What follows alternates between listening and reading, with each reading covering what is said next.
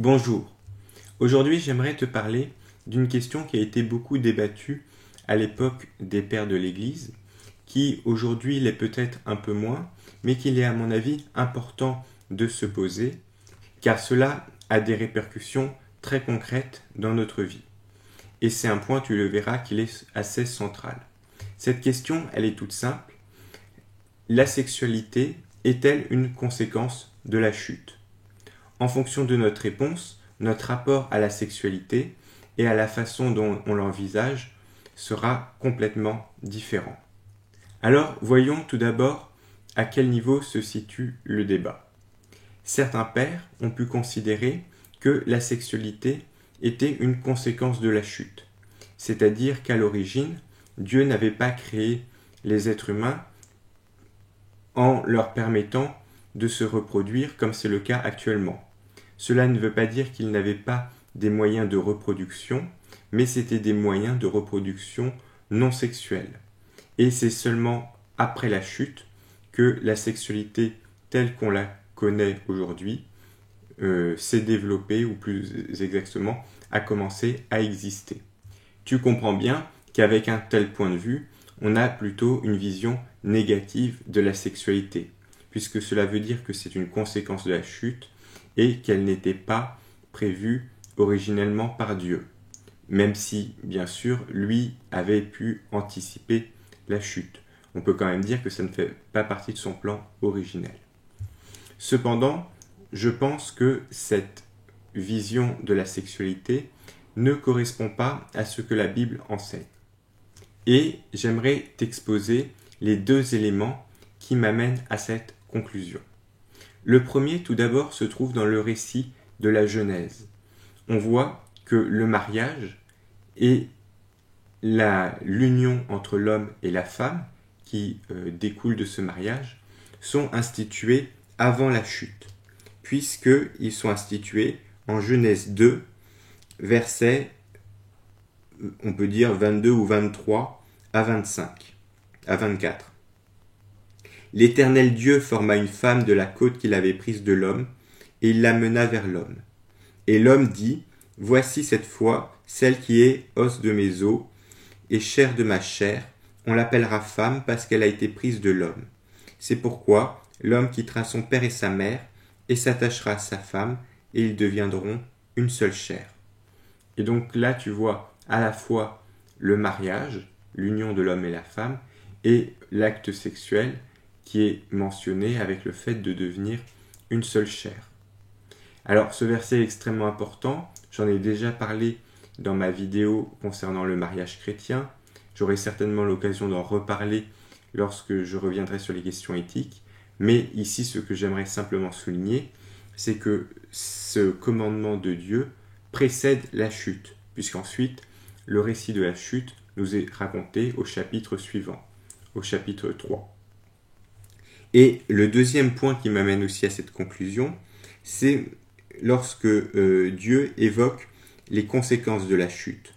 Il dit à la femme, « J'augmenterai la souffrance de tes grossesses, tu enfanteras avec douleur, et tes désirs se porteront vers ton mari, mais il dominera sur toi. » On voit donc que « j'augmenterai la souffrance de tes grossesses », ça implique donc que la grossesse existait avant la chute, et donc n'est pas une conséquence de la chute. Ce qui est une conséquence de la chute, c'est la souffrance qui augmente suite à ces grossesses. Ces deux points m'amènent donc à conclure que la sexualité était prévue même avant la chute, et j'ai envie de dire, aurait eu lieu même sans la chute, c'est-à-dire qu'elle n'est pas liée à la chute. Il y a un autre point qui doit être abordé en lien avec celui-ci, c'est la question du corps. Certains pères, notamment Origène, reprenant probablement déjà d'ailleurs une exégèse qui existait dans le judaïsme hellénistique, considèrent que lorsque Dieu a donné les peaux après la chute à Adam et Ève, ces peaux étaient en fait les corps que nous avons. Et donc, avant la chute, en fait, les êtres humains n'avaient pas le même corps de chair que nous. Alors, c'est une exégèse qui a ensuite été reprise par certains autres pères, mais personnellement, je pense qu'elle contredit totalement le texte biblique et qu'elle a des conséquences négatives extrêmement importantes sur le plan théologique. En effet, même si j'apprécie beaucoup Origène en tant que personne, je pense que cette doctrine-là qu'il a développée est plus proche du gnosticisme ou du manichéisme que du christianisme. Pourquoi ? Parce que finalement, elle sépare la chair et en fait quelque chose de mauvais, quelque chose qui vient après la chute. Et je pense que cette interprétation du texte contredit, là encore, le récit de la Genèse pour deux raisons. La première, c'est déjà que le sens évident du texte nous dit bien que Dieu a tué des animaux et a donné leur peau comme vêtement. Il n'y a donc aucune raison d'imaginer que cette peau pourrait être en réalité la chair humaine qui n'existait pas auparavant. Donc déjà, cette interprétation s'oppose au sens évident du texte. Mais surtout, cela implique que Adam et Ève n'auraient pas eu de vrai corps avant la chute. Or, le nom même d'Adam veut dire tirer de la terre. Et on voit que Dieu l'a formé à partir des éléments matériels de la terre, dans le récit de la Genèse. Et donc ça nous montre qu'il y a un lien dès l'origine avec la matière. Et je pense que c'est un point de théologie chrétienne absolument central. Il ne faut pas dévaloriser la matière. Et malheureusement, cette dévalorisation de la matière, qui vient en fait notamment de la philosophie platonicienne, a infiltré le christianisme et se retrouve dans la théologie de certains pères de l'Église.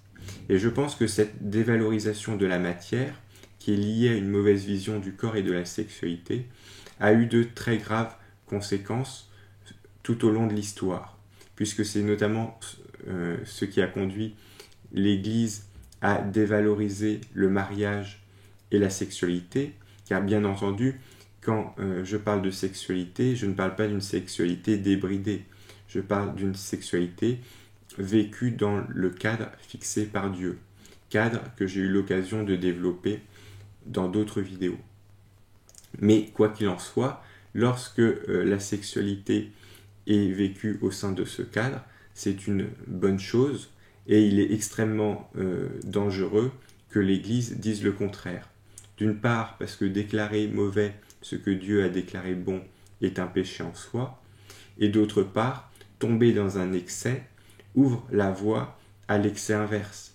Et c'est parce que l'Église, c'est notamment, alors je ne dirais pas que c'est forcément exclusif, mais c'est notamment parce que l'Église a pu, à certains moments, trop dévaloriser la sexualité, qu'elle a ensuite ouvert la porte aux excès inverses et à la débauche, aussi bien à titre individuel qu'à titre collectif.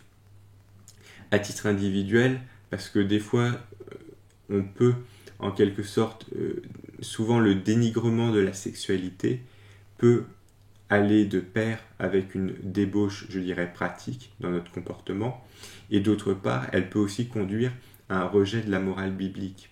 Il y a encore quelques temps, par exemple, je lisais le livre de quelqu'un qui avait grandi dans une famille chrétienne et qui a ensuite complètement rejeté le christianisme, et un des éléments qu'il évoque, c'est justement cette morale contraire qu'il jugeait mauvaise, qui condamnait totalement la sexualité.